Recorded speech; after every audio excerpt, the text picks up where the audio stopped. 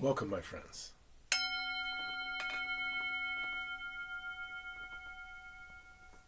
Welcome. My name is Drake, and this is Touching the Edge, and I am so happy to see you today. I'm happy and really filled with joy because I'm committed to this mission of building all the way through this 40 days and creating more confidence, more calm, and more clarity. And I want to suggest that no matter what's happened up until now in this 40-day practice, if in this last 5 days, commit yourself to becoming more confident and being aware of those impediments that actually throw you off of being confident. I mean, think about it. When you're confident, aren't you moving towards your best? Aren't you exhibiting your best? Isn't your best self a confident self? And so I want to suggest that as you are becoming more confident and calming down, that you are going to find the clarity that you need to complete your mission, whatever your mission in life is. So one of the things I think that's really important in developing more confidence is being aware of those addictive patterns that pull us off of our committed mission.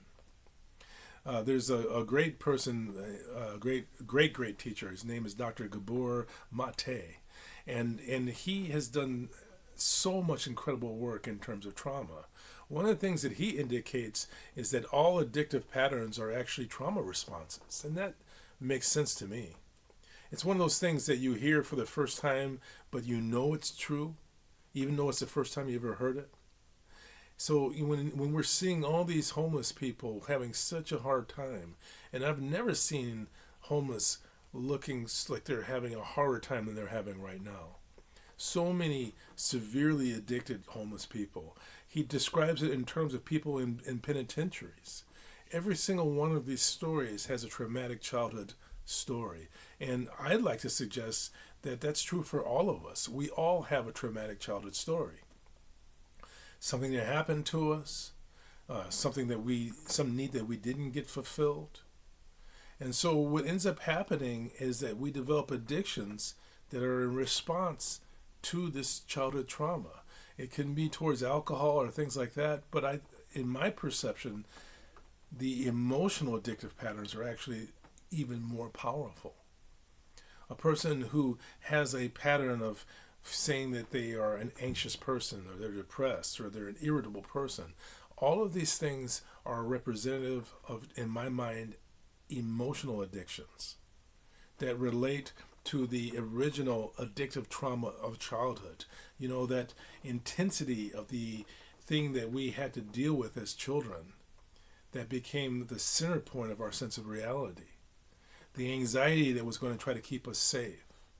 Or maybe the pattern of being a peacemaker in the family that can be its own addictive pattern. So be aware of those emotional addictive patterns that are holding you back. And recognize that your process of healing your emotional addictive patterns has to do with you being present. When you are truly present, you're going to be closer to being confident and calm and more clear. And you will be in process of supporting all of us as a shared humanity in healing the shared human trauma. So anyway, just a suggestion, in this last 5 days, interrupt the need to step into that emotional stuff. And remember, the more right you feel, the more likely you're sliding towards that emotional trauma. So anyway, it's just an idea. Thank you for your time. I'm going to ring the bell. Listen carefully.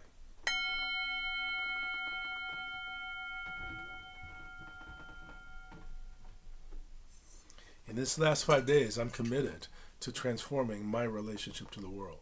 I bring my hands to prayer position and I bow to you in your own transformation. Thank you.